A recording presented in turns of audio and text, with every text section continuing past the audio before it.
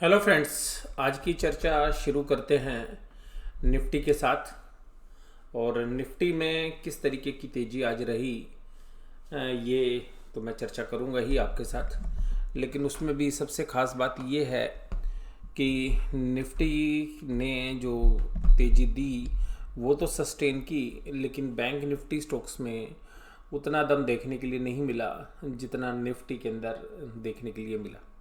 और ऊपरी लेवल पर फाइनेंशियल्स में थोड़ी सी प्रॉफिट बुकिंग थी।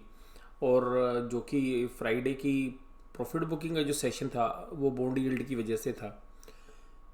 तो बॉन्ड यील्ड जो है बढ़ सकते हैं, इन्फ्लेशन के ऊपर इंडिया जैसी इकोनॉमी के अंदर प्रेशर बन सकता है। लेकिन देखिएगा अभी जो फ्राइडे को एक बहुत बड़ा जो है गिरावट का रुख हमने देखा, तो वहाँ से एक पुल बैक जो है लाजमी है। और अभी भी हो सकता है कि थोड़ा सा पुल बैक आपको और देखने के लिए मिले। और कम से कम जो है कल सुबह का ओपनिंग सेशन में आपको एक पुल बैक और मिलना चाहिए। वो बाद में सस्टेन करता है या नहीं करता है ये तो देखिएगा दोपहर के सेशन में पता चलेगा।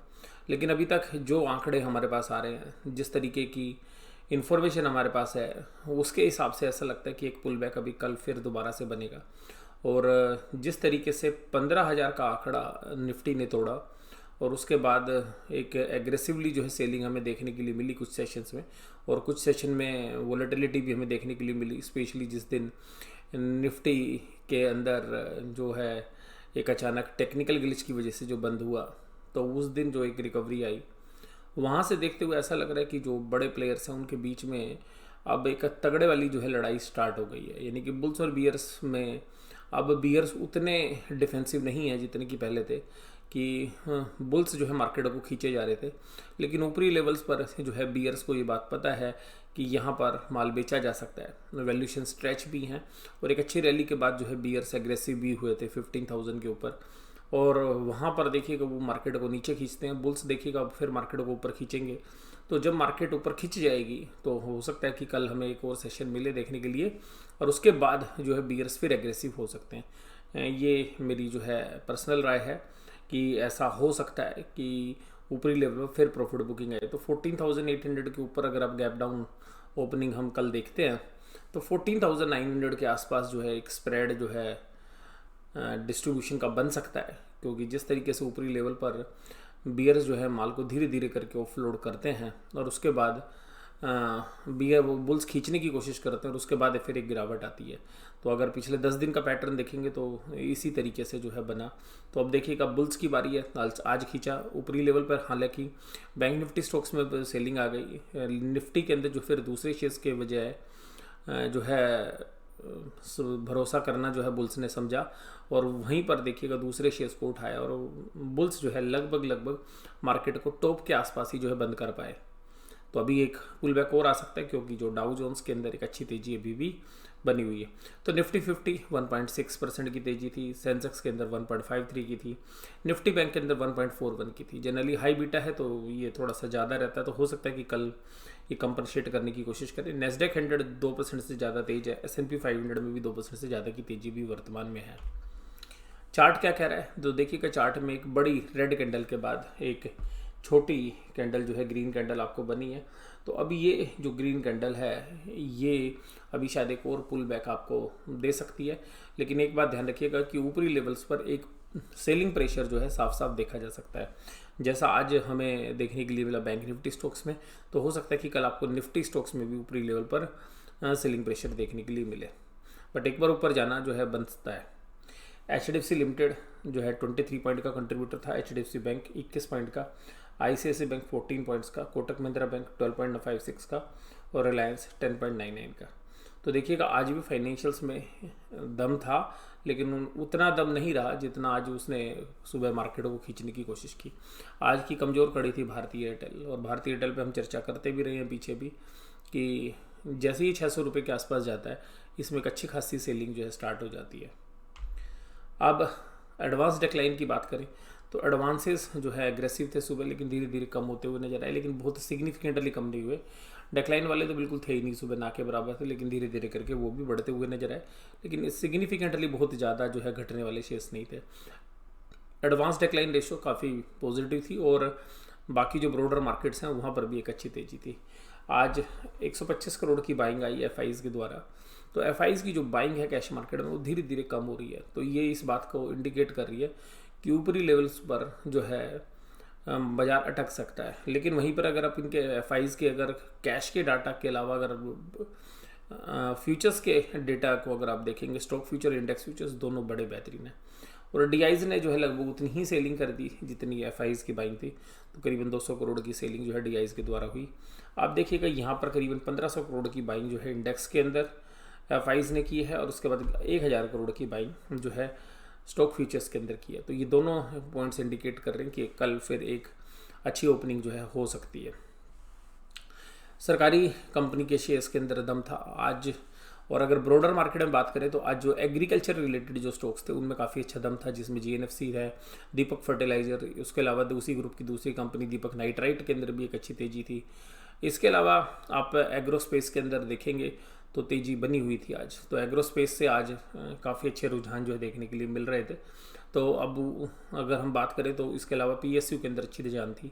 पावर ग्रिड जो है 6% की तेजी के साथ, ग्रासिम इंडस्ट्री 5.76 के साथ, ओएनजीसी 5.45, यूपीएल के अंदर एक अच्छी तेजी थी 5% की, श्री सीमेंट 4%, अल्ट्राटेक 4%। तो अल्टीमेटली ये वो दिग्गज नहीं है जो जनरली ऊपर पार्टिसिपेट करते हैं, जनरली फाइनेंशियल्स होते हैं, लेकिन इन्होंने जो है बहुत बड़े कंट्रीब्यूटर जो है आज थे ये परसेंटेज टर्म्स में। हालांकि इनका वेट कम होने की वजह से आपको इंडेक्स के जो टॉप 5 गेनर्स वेटेज के हिसाब से तो उनमें नहीं नज़र आ रहे हैं आपको। कोटक महिंद्रा में एक अच्छा पुल बैक था काफ़ी वीकनेस के बाद, 2020 के आसपास से उसने फिसलना शुरू किया था।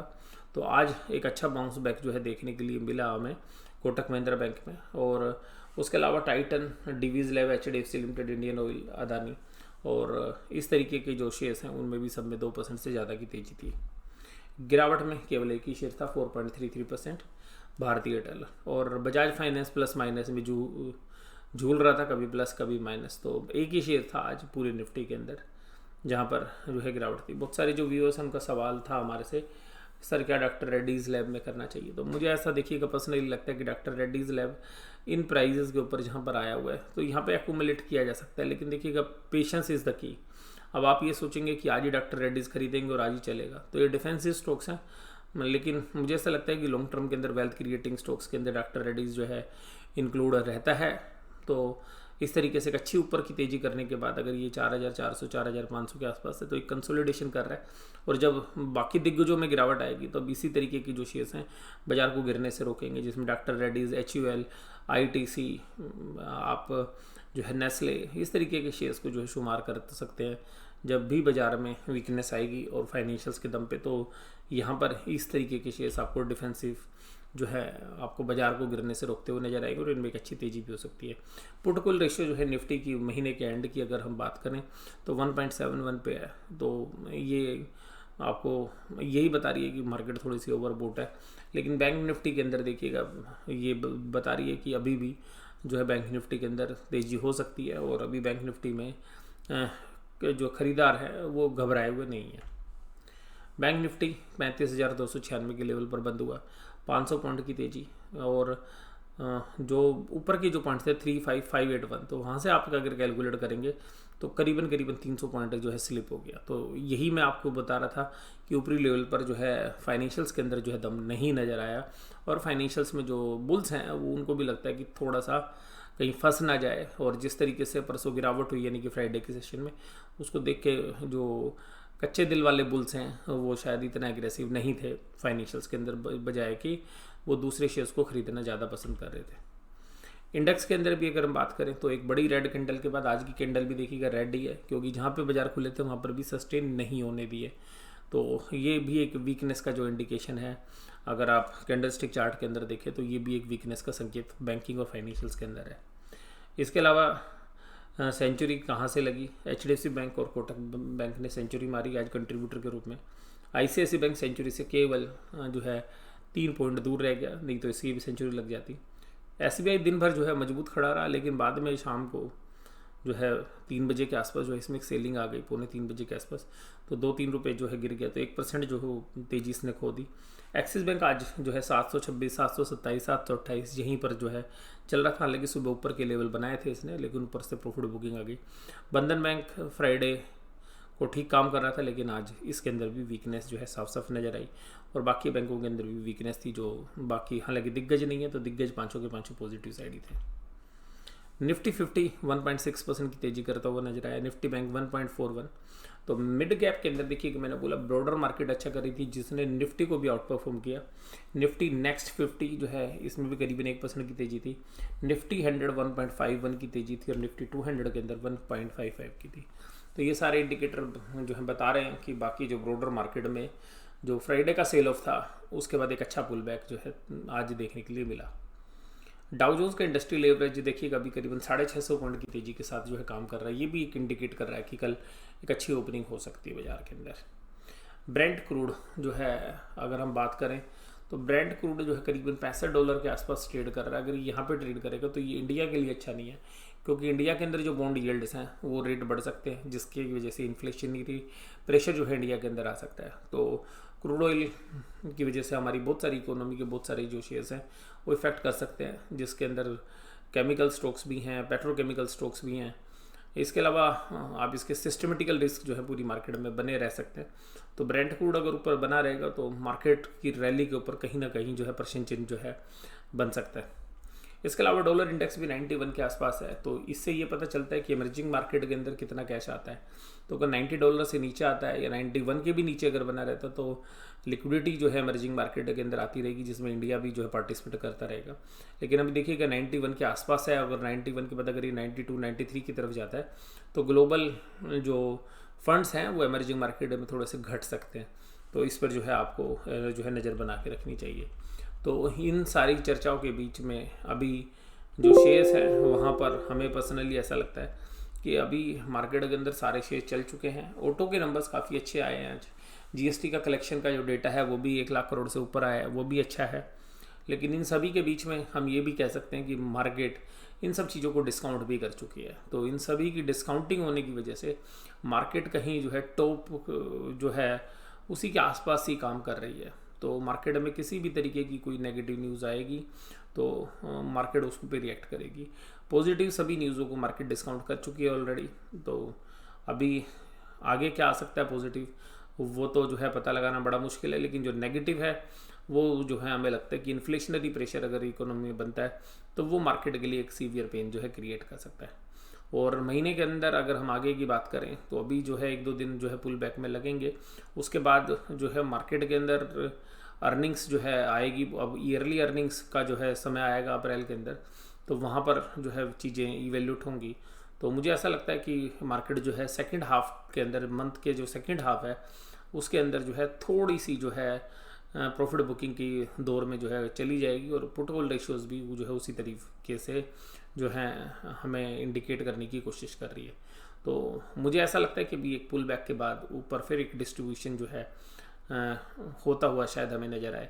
और अभी भी आज भी बेशक से बाइंग थी, लेकिन एग्रेसिव बाइंग नहीं थी, बहुत बड़े वॉल्यूम्स के साथ बाइंग नहीं थी। तो क्या ये बाइंग सस्टेन करेगी नहीं करेगी ये तो आने वाला समय ही बताएगा। आज का ये जो एनालिसिस हम यहीं पे समाप्त करते हैं। वीडियो देखने के लिए धन्यवाद। Thank you very much.